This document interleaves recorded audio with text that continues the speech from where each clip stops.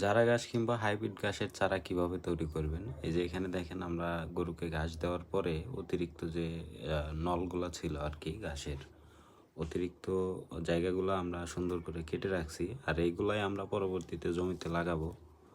তো আপনারা যদি কেউ এভাবে চারা তৈরি করতে চান তাহলে কিভাবে করবেন, আপনারা ভিডিওতে লক্ষ্য করলে দেখতে পারবেন যে আমি ঘাসের দুই পাশেই হলো মানে যে গাইড থাকে গাইডটা রেখে দিয়েছি, এবং দুই পাশেই অল্প পরিমাণ জায়গা রেখে শর্ট করে কেটে দিচ্ছি। যদিও মানে দুই গাঁটের গ্যাপে অনেকখানি জায়গা থাকে, কিন্তু আমরা পুরাটুক রাখি না।